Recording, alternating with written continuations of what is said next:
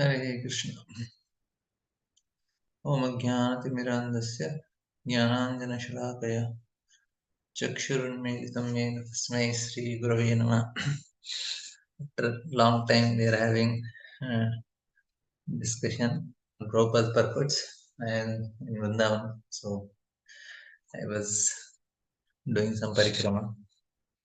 Tomorrow also Ekadasi we do Govardhan parikrama. So maybe tomorrow we'll have like it's very nice in Kartik to be in Vrindavan. It's such a wonderful experience.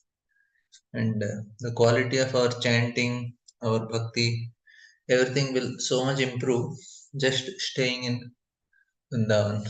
There is a great potency in this place. Like I was taking classes for some new people, they came for the first time, and one person, yesterday was they stayed for almost 1 week, and yesterday one of the person who came in the group, he said, Proji,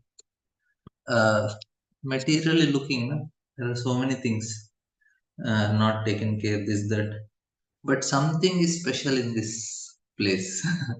It is not devotee, he just came for the first time, and uh, of course I told them, all of them chanting and other things, whatever pure devotional principles I explained. But he confessed that there is something special in this place. He went to many holy places. He's from South India, and they have visited. They did many yatras, many places. But Vrindavan, even though they are not very big, gorgeous temples and all, but he made this confession that this is something special in this area. And like one important thing, yesterday I was hearing from Bhakti Vigyan Maharaj. We had some yatra at Surikund. He gave such a wonderful class. Maybe sometime I'll share with all of you. He was telling that Vrindavan is not very, it's not very easy to understand. It's a very simple place. People try to build big temples, but it won't work in Vrindavan like that. When Prabhupada was making Krishna Balaram temple, that time devotee asked what marble and this, that, how will put. Prabhupada said, oh, here temple should be cow dung. Marble is for Mumbai temple. Why? Because that simplicity is what attracts Krishna in Vrindavan. He is very simple, and many villages they are still very simple, and we can go. And all this kund where we go for darshan and all, they are actually smile of Krishna. Surya Kund is such a beautiful place. Maybe when you visit Vrindavan, you can also go there and take darshan. Such a nice place. And he was telling these are the smiles of Krishna. Krishna is smiling. And Vrajvasis, they are very simple people. Maybe today I'll just take a little bit of purport. We'll start. Maybe slowly I will in the few days. Of course, we have some breaks also in between 1 week. Maybe last 1 week I will try whatever Vrindavan, Leelas and all. We will try to share with all of you. Tomorrow not possible. Day after tomorrow again. Day after tomorrow I'll take some things maybe.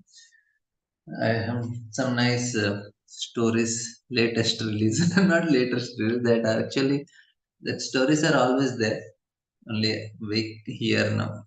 And all the leelas which they discuss in Vrindavan, they discuss as if it happened yesterday only, even though they happened 5,000 years ago according to our calculation. But for Rajavasis, it's just yesterday.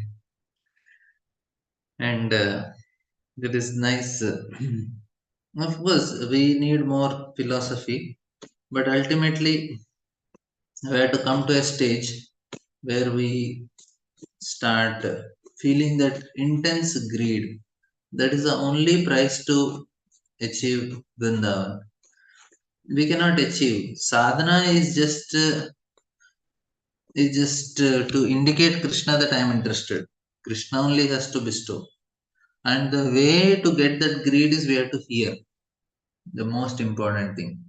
When we hear, then we develop the greed.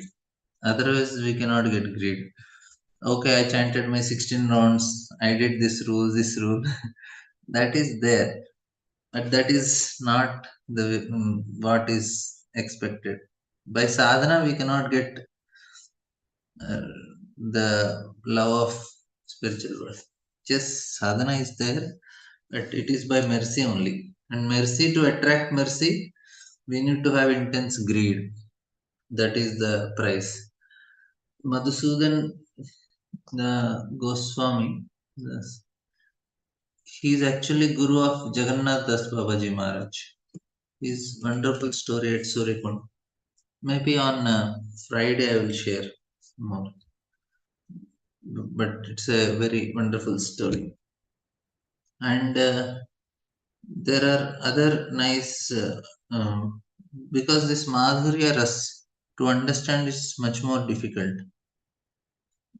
To what we understand, because they say that from love to hate there is only one step, and hate to love also one step. But here, because there's so much selfishness, the desire to enjoy is so strong, that selfless love which is manifested by Brajavasis is very difficult to understand only. Little bit some glimpse we can understand in the relation between the child and mother when the child is very small, that too. When he grows, then relation changes. That little glimpse of that love people can understand, that selfless love. That is actually what attracts Krishna, nothing else. He is the He's not interested in anything. He himself is like that, and he is also attracted to such type of love. And because the desire to intensely enjoy, when Vallabhacharya he comes to Vrindavan, he's a very rich person, a very great devotee also. When he comes, he goes to Kusum Sarovar, there is Siddha Baba. He asks, how can I get love? Then Siddha Baba says, no, no, you cannot get. If you really want to get, then he says, you feed some, uh, what to say, wheat to the cows, and from the cow dung some wheat is undigested that comes, you eat that, and he does for 1 year like that. We should not do it. Even Lala Baba was also told like that. Why it is done like that? To make the person very humble and very simple. Says, I don't want anything of this material world. I just want Krishna and spiritual world. And that intensity is what is the greed, is what is the price. Lolyam api ekamulam. Rupa Goswami says. And this is very important. And Mara was telling yesterday, if you don't chant 64 in Kartik month, it is an offense. Of course, I am also not doing. But yeah, sometimes I did last year, but this year so many classes, so it didn't happen. And but at least by hearing we'll get something. So I gave a trailer for you. Maybe Friday and Monday you can join. I'll take some things for you. Okay, so we'll just start our. This is a very important chapter because this is Chatushloki, answers by citing Lord's version. So this is a conversation that is happening. Parikshit Mara asked various questions to Sukadeva Goswami in the previous chapter, and now the answers are given here. Sukadeva Goswami is answering Parikshit Mara's questions. Atma Mayamrite Rajan परस्यानुभवात्मनः न गतेतार्थ संबंध अपनदिष्टुरिवाञ्जसा. Srila Sukadeva Goswami said, O king, unless one is influenced by the energy of the Supreme Personality of Godhead, there is no meaning to the relationship of the pure soul in pure consciousness with material body. That relationship is just like dreamer seeing his own body working. This is very important. Bhagavatam is the only way we can understand Vrindavan. That is one very important thing for all of us. One good news. Everything is not so good. One good news is only through Bhagavatam, and which we are doing, regularly reciting Bhagavatam. But all other things, the intensity, this, that, it is very difficult for us to understand and digest also sometimes. I will try to share yesterday's class maybe because I had to make some notes of it and then I will be able to share because I also don't remember. I had to again hear that. It is in Russian, so you also cannot understand. I had to hear some English translation recordings. But there are some very important points I wanted to share. But this is a very nice discussion.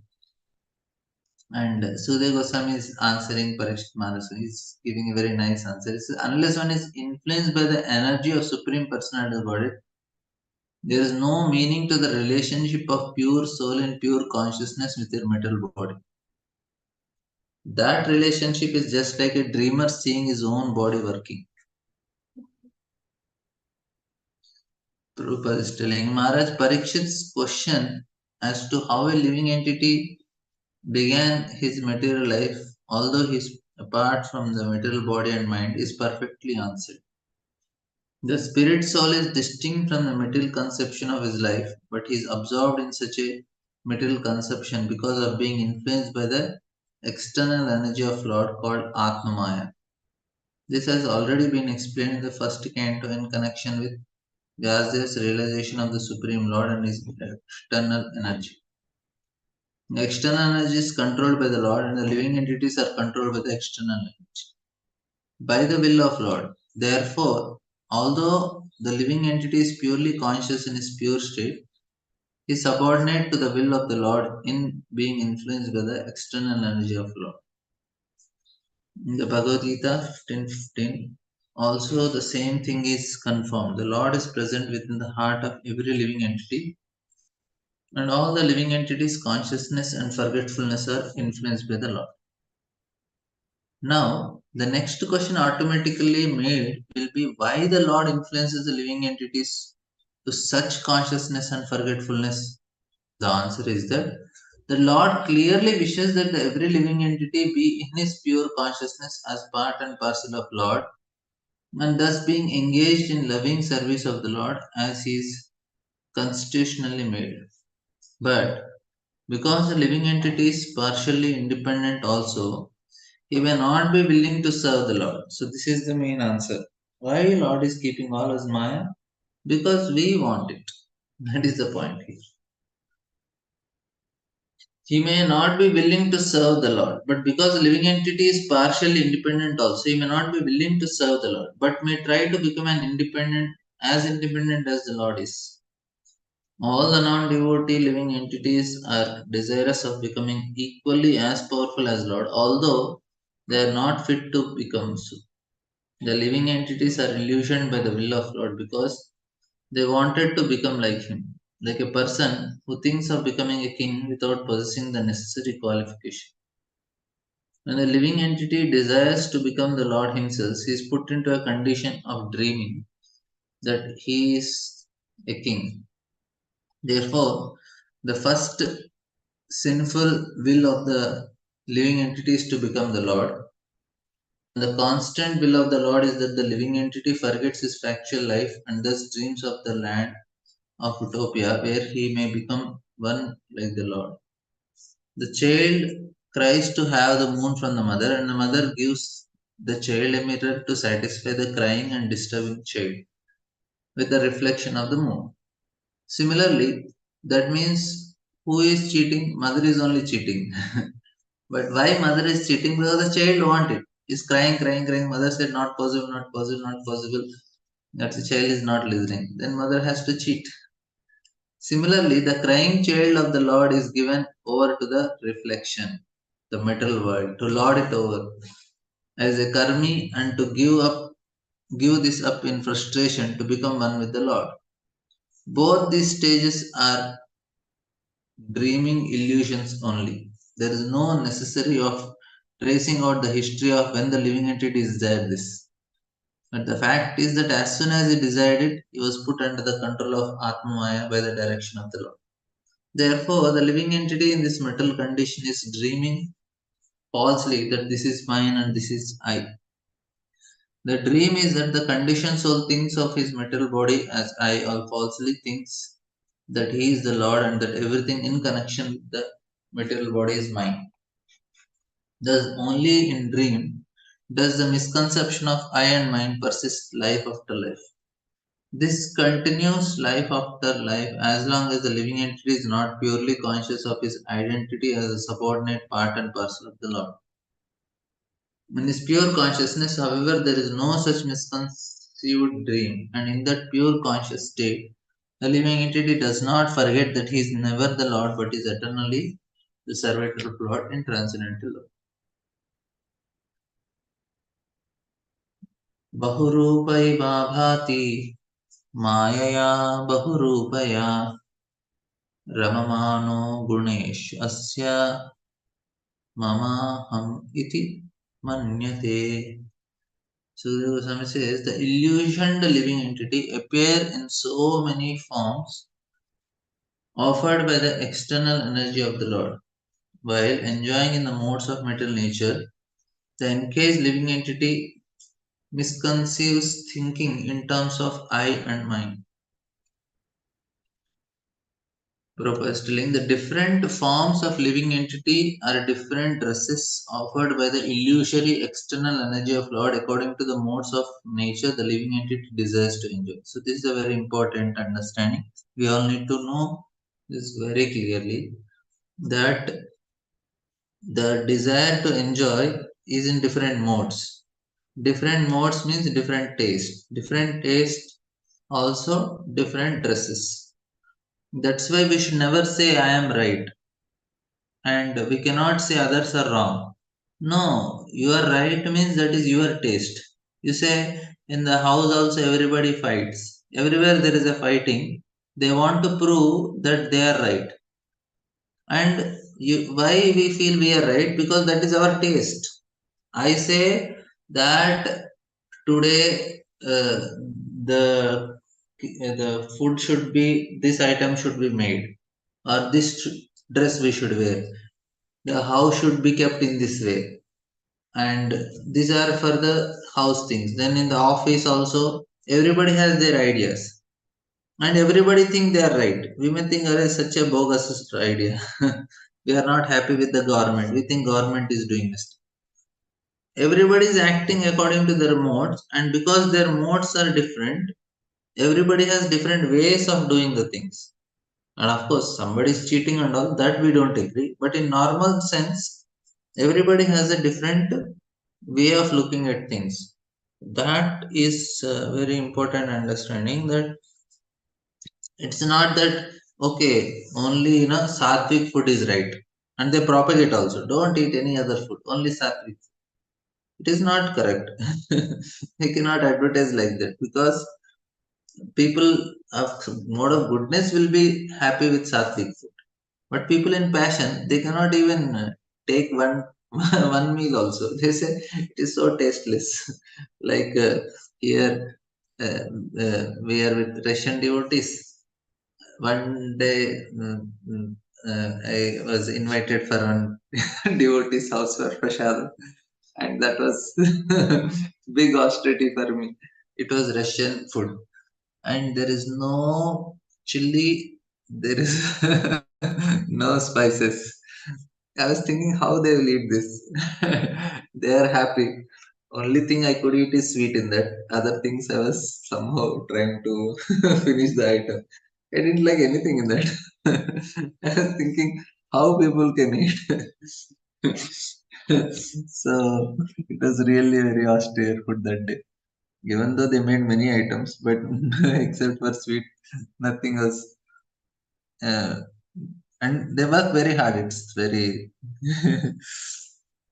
Anyway, the point is, we were thinking thinking for them, if you put spices, like we had one yatra and then Russian devotees came, the devotee told 10 times to me, Prabhuji, no spices, zero spices. And I was thinking, zero spices, for us, no spices means little bit we put. For them, no spices means completely zero only.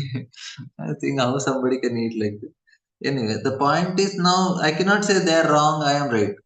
No, it is their taste. Now, according to taste, you get bodies. That's all. There's a Lord according to the modes of nature, the living entity being desirous to enjoy.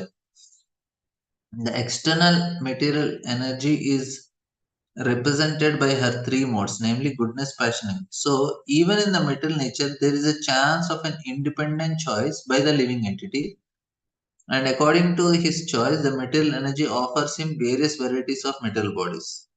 That's all, according to our choice. Jalaja Navalakshani, Stavara Lakshmimshati, and then there are vegetable bodies trees 20 lakhs, and Pashama Dashalakshana. Then there are birds 10 lakh species, and then there are Trimshan Lakshani Pashavaha Chatur Lakshani Manava. So total 84 lakh species.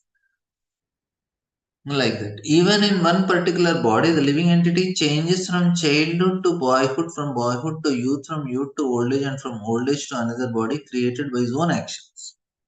That means the living entity creates his own body for by his personal desire. So my body is my desire. Very simple. And the external energy of the Lord supplies him the exact form by which he can enjoy his desires to fullest extent. The tiger wants to enjoy the blood of another animal, and therefore, by the grace of the Lord, the material energy supplies him the body of a tiger with facilities to enjoy blood from another animal. Similarly, a living entity, that means if somebody is eating non-veg, that means what they are doing, they are drinking blood actually. Similarly, a living entity desiring to get the body of a demigod in a higher planet can also get it by the grace of the Lord. And if he is intelligent enough, he can desire to get a spiritual body to enjoy the company of the Lord, and he will get it. So, the minute freedom of the living entity can be fully utilized. And the Lord is so kind that he will award the living entity the same type of bodies he desires. The living entity's desire is like dreaming of a golden mountain. A person knows what a mountain is, and he also what gold is, knows what gold. Out of his desire only, he dreams of a golden mountain. And when the dream is over, he sees something else in his present. He finds in his awakened state that there is neither gold nor a mountain. And what to speak of golden? This is a very important example and understanding. Uh, just a second.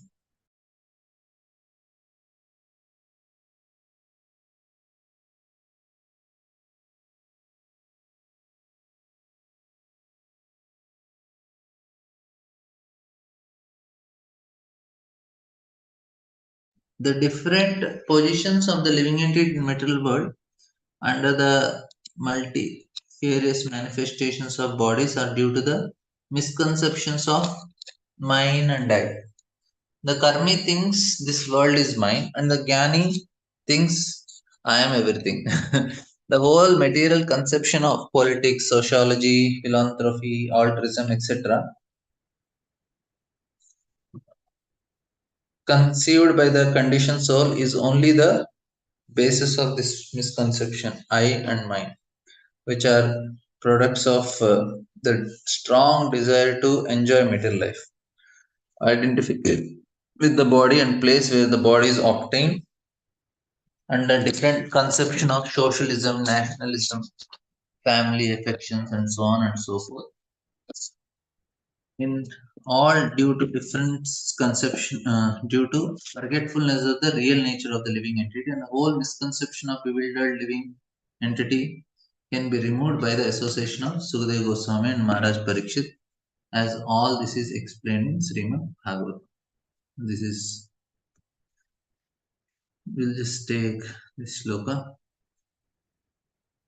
यर्हिवामहिं निस्वे प्रसं परस्मिन् कालमाययौ रमेत गतसम्मोहास् त्यक्तो दासेत् तदोद्भवम्.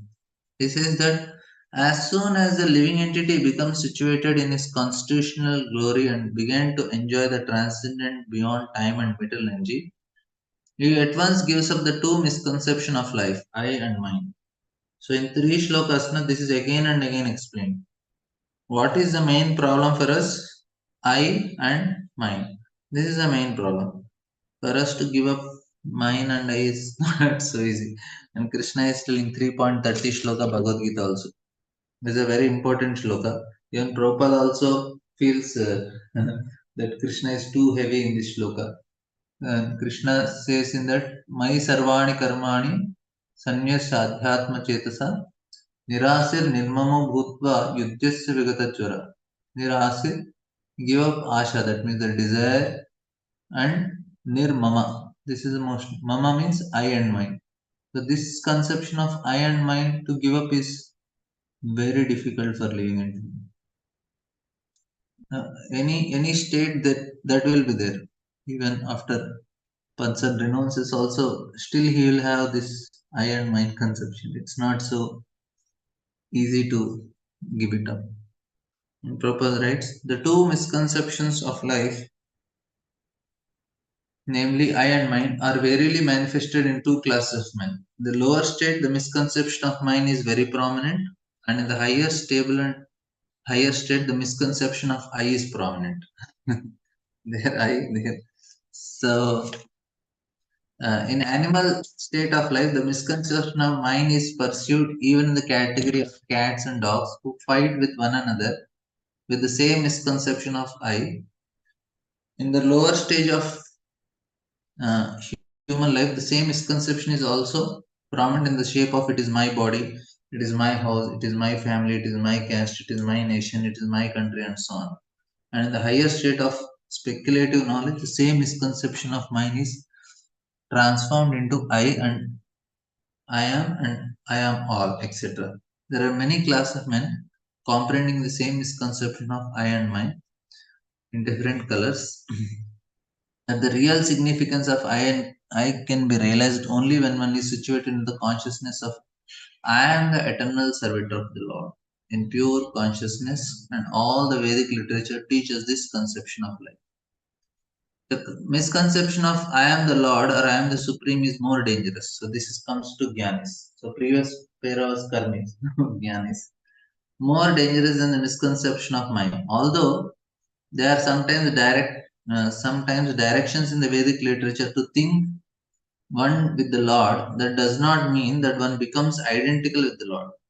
In every respect, undoubtedly there is oneness of living entity with the Lord in many respects, but ultimately the living entity is subordinate to the Lord, and he is constitutionally meant for satisfying the sense of Lord. The Lord therefore asks the conditioned souls to surrender unto him.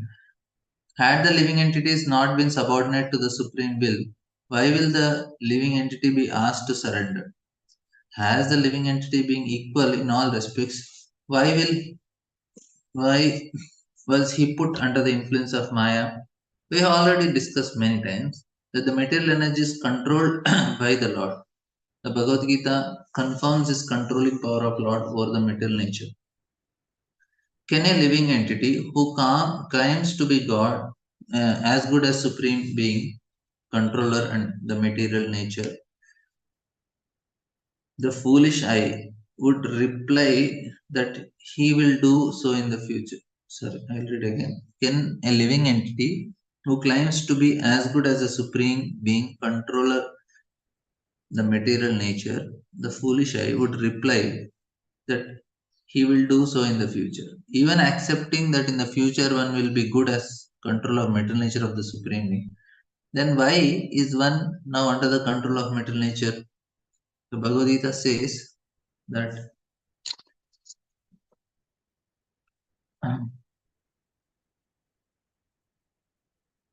just a second.